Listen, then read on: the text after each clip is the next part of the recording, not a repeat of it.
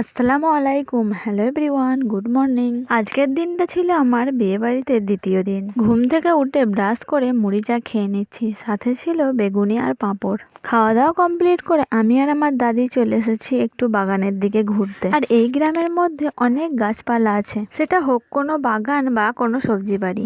এই গ্রামটার নাম হচ্ছে উদয়কৃষ্ণপুর। তো তোমাদের এখানে কার কার বাড়ি বা কে কে এই গ্রামটাকে চেনো কমেন্টে জানিও। আর বিয়েটা ছিল গ্রামেই, জাস্ট এই পাড়া থেকে ওই পাড়া, খুব একটা দূর নয়। তারপর সেখান থেকে এসে চান টান করে রেডি হয়ে নিয়েছি কনেযাত্রী যাবার জন্য। আর আমি একাই যাচ্ছি, আমার দাদি কিন্তু যায়নি।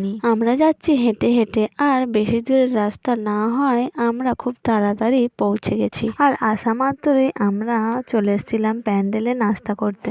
আমাদেরকে এখানে প্রথমে দিয়েছিল একটা ফ্রুটির শরবত, আর ছিল ছাকা পরোটা, ঘুগনি, সীতাভোগ, চিলি চিকেন, রসগোল্লা। তারপর খাওয়া দাওয়া কমপ্লিট করে সেখান থেকে চলে এসেছিলাম আমরা বউ বরের সাথে দেখা করতে। আর এখানে এসে দেখি বউ বর বসে আছে, সবাই ছবি তুলছে, আমি একটু ভিডিও করে নিলাম। তারপরে এদিক ওইদিক করে সময়টা কাটিয়ে দিলাম।